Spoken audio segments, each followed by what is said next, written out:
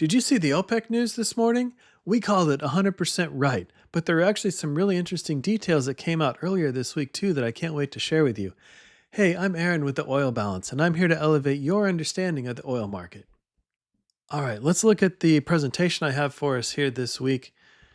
As you probably saw, crude futures came off pretty hard this week, down almost $5 a barrel. In the front end here. It was a pretty amazing week, pretty good volume too on the week overall.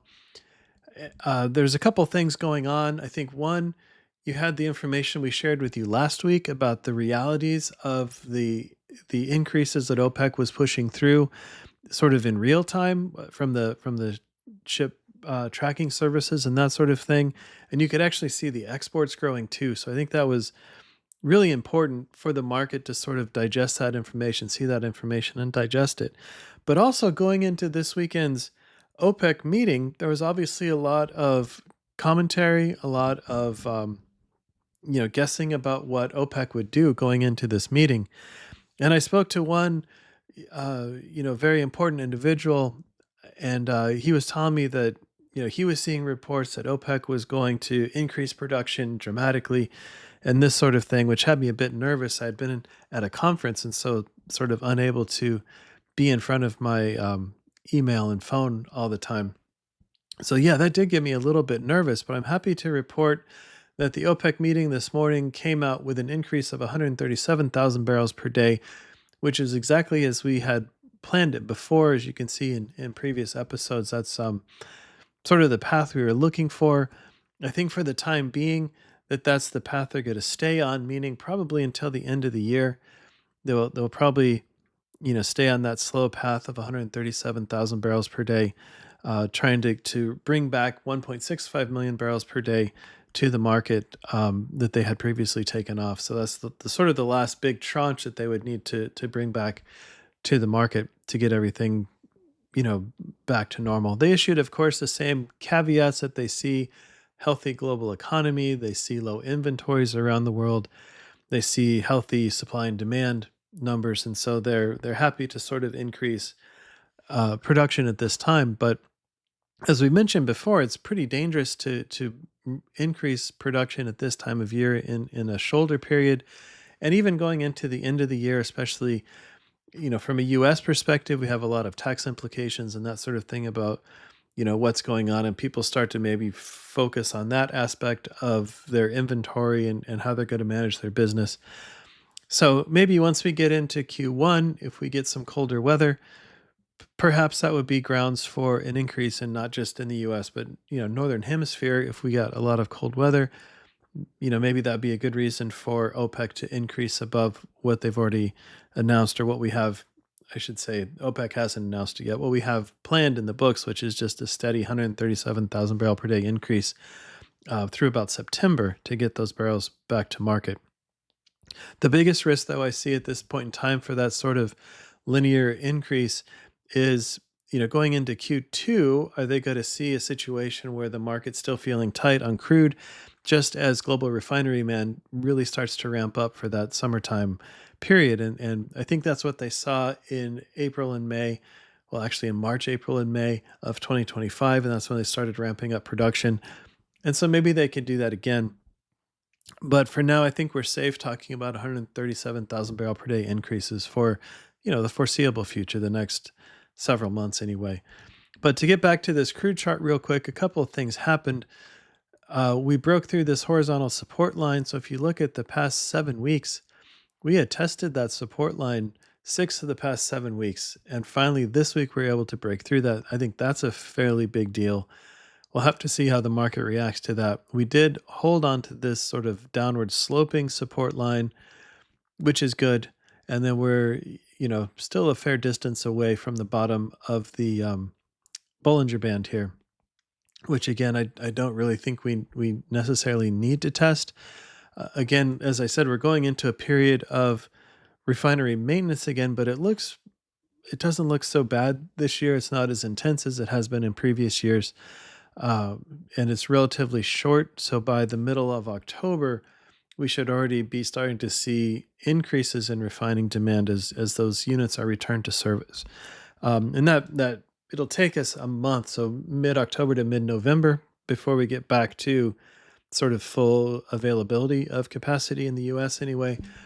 But so it's fairly short and compact, and I think we'll probably be able to get through it relatively easily, which means that still has me in buy the dips mode. If I can go back in time and buy the Friday lows, I'd obviously like to do that, especially with the news we have now about OPEC. So we'll see where that goes from here. I thought this was maybe a little bit overdone. Like I said, there's some actual information that came out about what OPEC is doing in real time, and then there was concerns about what they might do in this meeting, and those things sort of came together to push oil prices down last week. So I am expecting them to bounce back once we get the open here later today. But let's go ahead and look at some of the data. So the blue dotted line here is that 137,000 barrel per day increase that I've been telling you about. The orange line is what Petrologistics is seeing in terms of just limiting this to the eight OPEC plus countries. So there's 5 OPEC nations and 3 non-OPEC nations that are sort of grouping together to go in on these cuts and then to bring production back to market. Obviously, Petrologistics didn't see as big of a downturn in production as what OPEC had been reporting. But the point is, we get back to sort of levels we are now, according to Petrologistics, later in the summer of 2026. So a couple of things I want to point out to you. Obviously, we have the blue line here, which is just the increase, but then we also have this compensation cut, which is what the other sort of detail that I thought was super interesting. So if you go onto the OPEC website and you look at their press releases, you'll see that on the 1st of October, they released a table and there's a little bit of text there with it, but mostly it's just a table about the updated compensation cuts that the group agreed to in early September. Why they waited from early September to October 1st to publish that, I'm not sure. But what's really interesting is when you look at that report versus what they had done the previous month, they, for the first time in a while, and I'll show you this here in a second, for the first time in a while, they actually showed a reduction in the total number of barrels that needs to be reduced. They also went from showing August on the table to showing SEP as the first month on the table, but then, so going, the previous iteration was August to June of 2026. The newest version is September to June of 2026. So, which would imply that there was a change made where there was actually some compensations done, which to me, that's fairly exciting. That's maybe that device is actually working.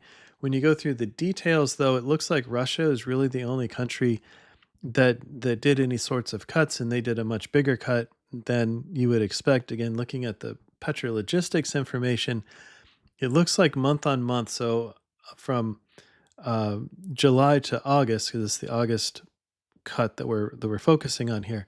From July to August, Russia actually pulled in production by about 300,000 barrels per day. Part of that might be because at that time in the month of July, if you think back, that's when President Trump was talking about putting sanctions on India because they were taking too much Russian oil.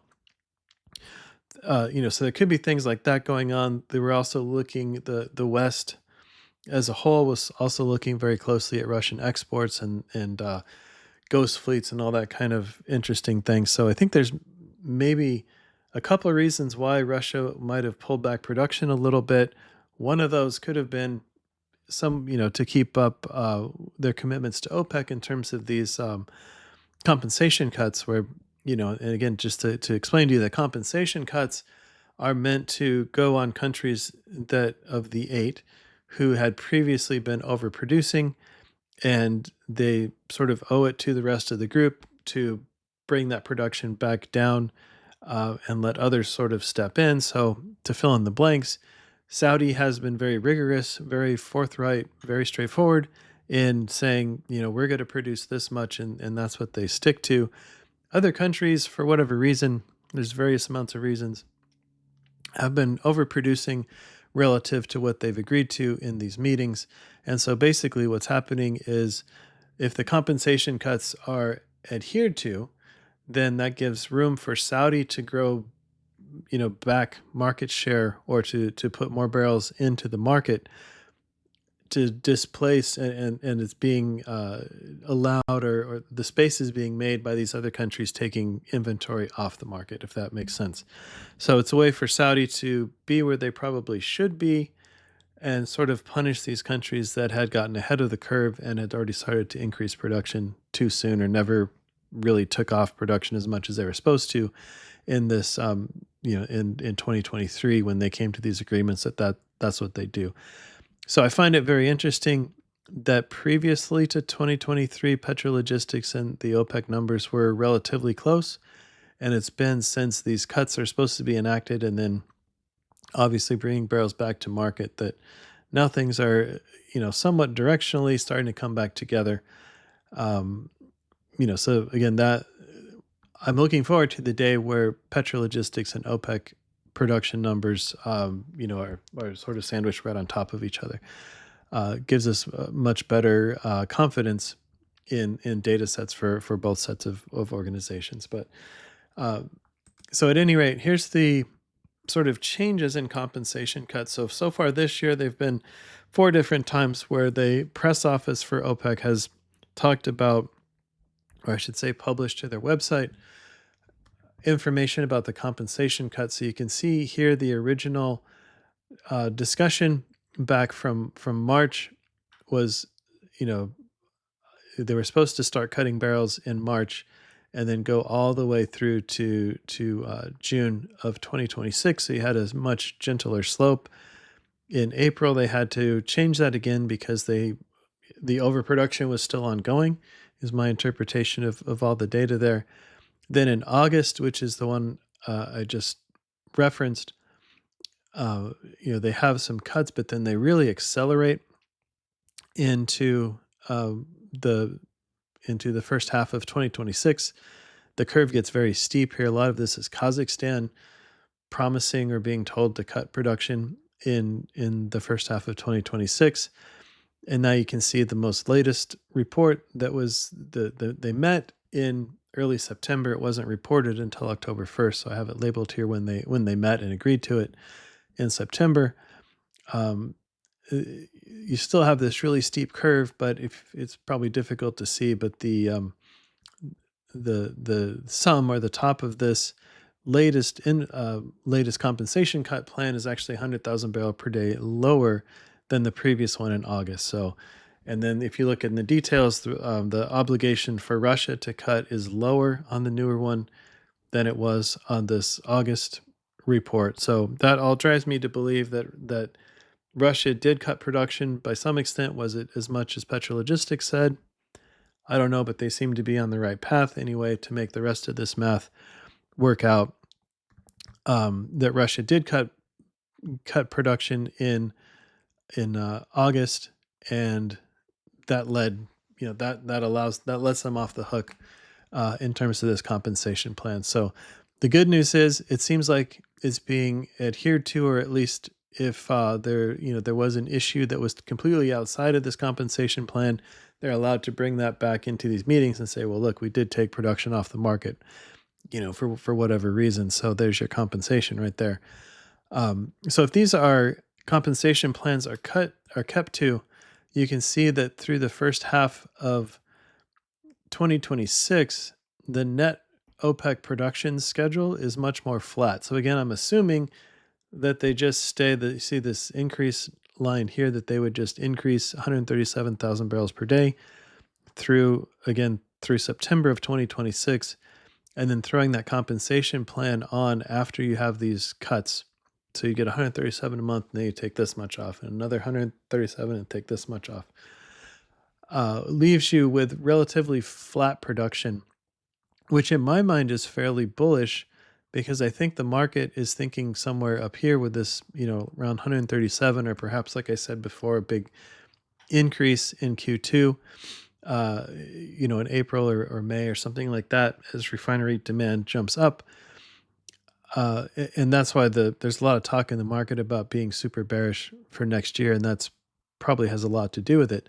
But if somehow these compensation cuts are adhered to, it's you know production should sort of plateau uh, through the first half of next year. So that's something we'll be watching very closely. And of course, we brought you updates last month, and we're bringing you an update now on this because I think it's super important to how the market's actually going to turn out.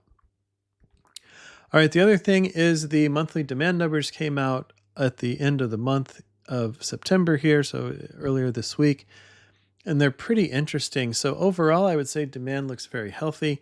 Gasoline demand is maybe the one sort of weak spot, and that's coming in roughly flat to a year ago. But when you sort of step back and look at the forecast, so Stio had a forecast in Q4 of last year, which I like to go back to because you're sort of, before you get into the year, and you have some relatively good data to look at to try to project things, that's probably a good starting point at looking at. So anyway, in Q4, Stio had gasoline demand, U.S. domestic gasoline demand down about 3%, and we're down, just a little bit, like 0.1% year on year, roughly flat. So that's actually doing better than expected from that perspective. Diesel demand is actually doing quite well. If you look at just petroleum diesel demand, that's up around 4% year to date so far. Jet demand's up over 2% year to date so far.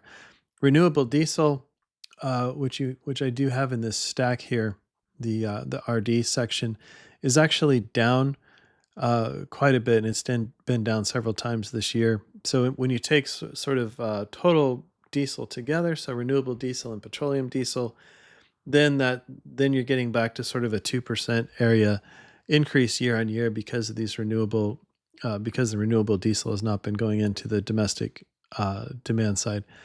But overall, at the end of the day, 2% increase in diesel demand is still pretty good. And same thing for jet demand. But the real star of the show obviously is NGLs, which we've been talking about a lot here lately on this channel. So a huge increase. I think it was 18% month on month increase for July in total NGLs. When you look across year to date, you're looking closer to 8% increase year on year. Of course, back here in Q1, especially in January, you see that big NGL increase, and maybe that's heating demand, right? So maybe you discount that a little bit as just sort of being seasonal enough to lady nature what temperatures she'll bring. If you fast forward that though to the summertime, we're still seeing pretty good growth in April, in June and July in the domestic NGL demand. So obviously that's not heating, right? So that gives us some confidence too, because it looks like on the weekly numbers, that demand sector is still growing. When you add exports into the mix, so total U.S. liquids demand plus the exports are up about 0.5% year on year, which isn't fantastic. I mean, at least it's up year on year. Domestic demand is definitely up year on year. The biggest, I guess, disappointment you could say is crude exports are down substantially year on year. We're down like 17% in the month of July year on year. But as you know, production keeps on grinding higher despite the relatively low prices. So something I wanted to talk about here on the next slide. So keep in mind, exports are going down.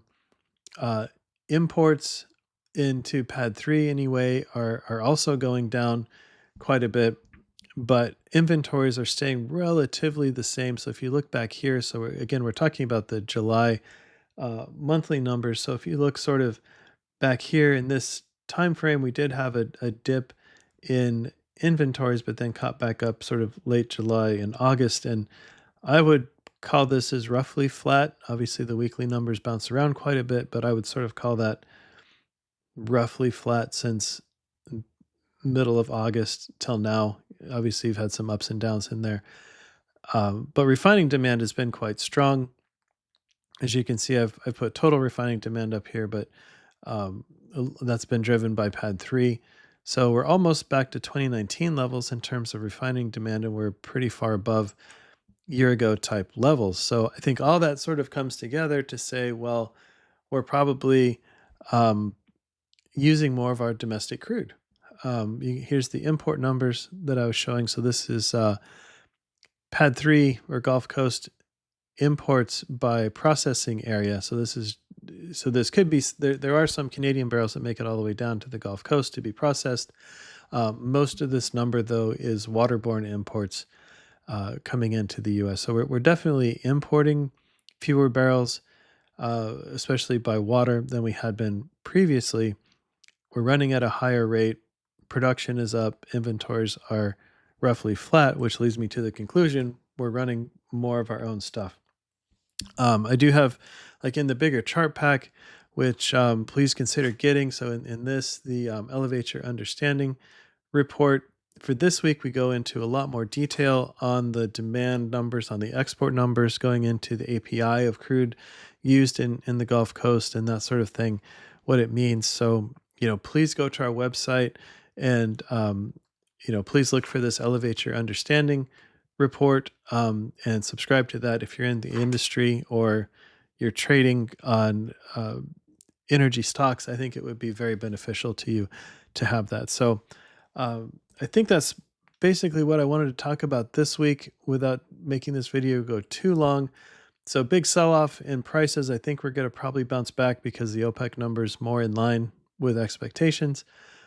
There were some cuts, or the compensation cuts are working, and then demand is still looking pretty good, right? So all these things I think are starting to go in the right direction for us. We'll see what demand looks like here in the next few weeks because we are going into that shoulder period, as I keep mentioning.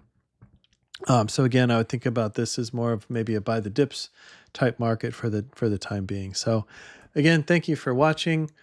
Please like and subscribe to this video, and please go to our website, theoilbalance.com, for more information. Thanks. Bye.